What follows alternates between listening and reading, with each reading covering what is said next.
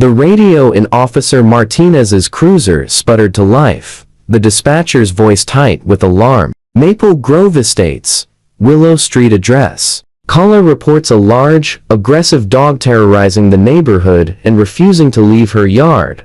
Martinez raised an eyebrow at his partner, Officer Chen, who smirked and shook his head. Another Karen versus dog episode in the land of perfectly trimmed hedges. They expected chaos when they rolled up. Maybe a lunging pit bull or a barking mastiff. Instead, they found a statuesque German shepherd planted like a statue in the middle of the manicured lawn, staring with laser focus at a small shed tucked behind. Karen Fitzgerald's pristine colonial. The dog didn't twitch, didn't growl. He simply watched the shed the way he used to watch warehouse doors back when he wore a badge himself.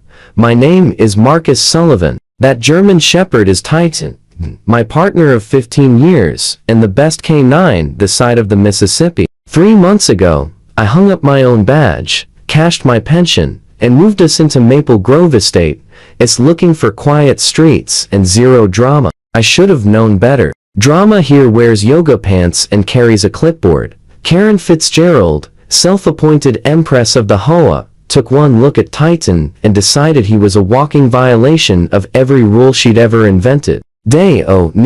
She was on my porch. Smile stretched so thin it could slice bread. My, what a big dog for our little community, Mr. Sullivan. I do hope you've read section 14B of the covenants. Leashes, muzzles, decibel limits, the whole song and dance. I showed her Titan's service papers, his commendation, and the citation from the mayor for finding that missing 6-year-old. She glanced at them the way she'd glance at junk mail, then tapped her pen against her board. Rules are rules, even for heroes. After that, the complaints poured in like clockwork. Titan barked at 8:03 p.m. He didn't. Titan intimidated little Madison. Madison had actually been feeding him treats. Titan's mere existence lowered property values. Every other day, Karen materialized at my door, lips pursed, documenting imaginary offenses with the fervor of a war correspondent. Then Titan started acting strangely on our walks. He'd slow in front of Karen's house, head high,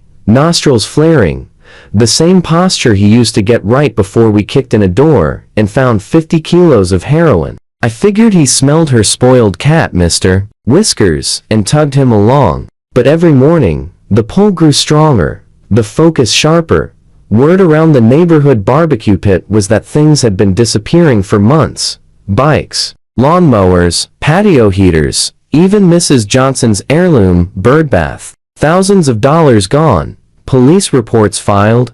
Nothing ever recovered. Everyone grumbled, and nobody had answers. Until that Tuesday morning, Titan and I were halfway down Willow when his body went rigid, hackles half raised, every muscle locked. For the first time in his life, he ignored my heel command and shot forward like he'd been fired from a cannon. I jogged after him, shouting his name, heart hammering. He blew past Karen's picket fence, rounded the corner, and slammed to a perfect sit in front of her shed, nose aimed dead center at the padlocked door. Passive alert. The same alert that once netted us a fugitive hiding in an attic. Another time, a kidnapped teenager locked in a storage unit. Karen burst onto her deck in a peach robe and fury. Get that monster off my property this instant. I'm calling 911. This is trespassing. This is harassment. She waved her phone like a weapon, while Titan sat calm as a statue,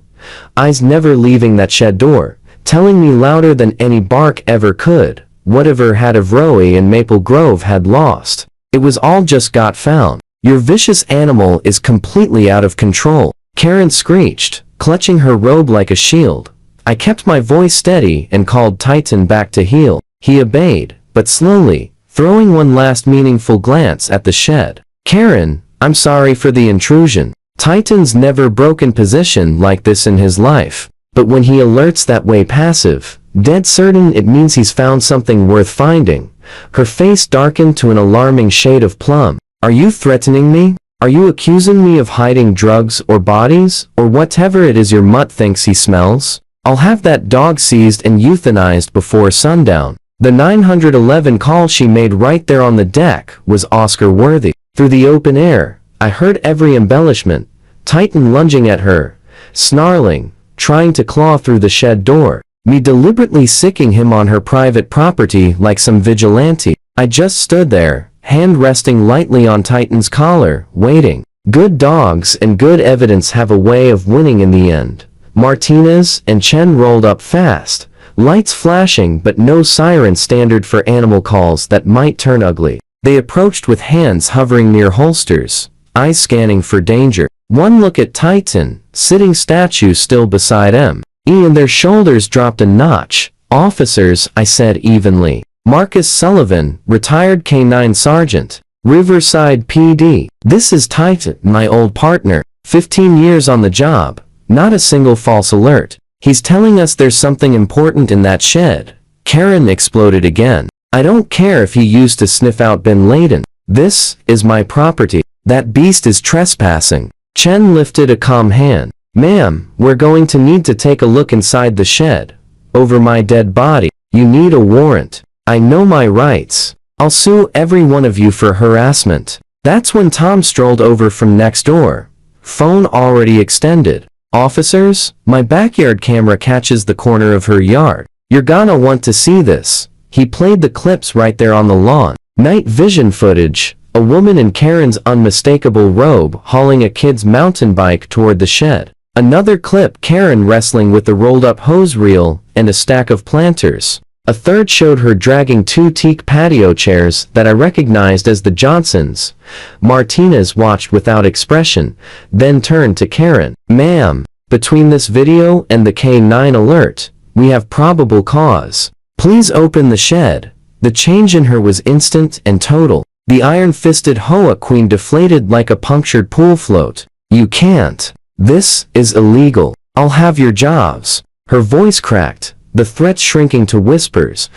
Chen was already on the radio requesting backup and bolt cutters. The snap of the lock breaking rang out like a judge's gavel. When the door swung wide, even from 20 feet away, the contents were unmistakable. Bikes piled like cordwood, patio sets disassembled and stacked. Tools hanging in neat rows, planters, grills, wheelbarrows, everything the neighborhood had reported missing for half a year.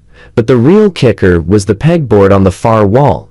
Dozens of labeled keys dangling from hooks. Each tag written in Karen's precise cursive: house numbers, garage side doors, gate codes, master keys to half the subdivision. Martinez let out a low whistle. Well, damn. The cuffs went on with that satisfying metallic click. It's not what you think. Karen babbled as Chen recited her rights. I was holding these items for safekeeping. People are so careless leaving expensive things out where anyone could take them. A HOA president, and it was my duty to secure them until. Her excuses grew wilder with every step toward the cruiser. The crowd of neighbors that had gathered onto sidewalks watched in stunned silence as their petty tyrant was folded into the back seat, still protesting through the window. Only when the cruiser pulled away did Titan's tail start thumping a slow, satisfied rhythm against my leg. Job well done, old friend. The stories came flooding out after that. Years of arbitrary fines, threats of liens over unapproved paint colors, and inspections scheduled to catch people at work. Everyone had suffered under Karen's rule, but nobody had imagined she'd been robbing them blind the whole time. The full investigation tallied over $50,000 in stolen property. She was charged with multiple counts of burglary, receiving stolen goods, and trespass. At arraignment, Judge Harper set bail at $100,000 and noted the maximum sentence could reach 15 years. Karen's final shriek, 15 years, echoed through the courtroom as deputies led her away, her little empire of clipboards and covenants reduced to nothing but handcuffs and a jumpsuit.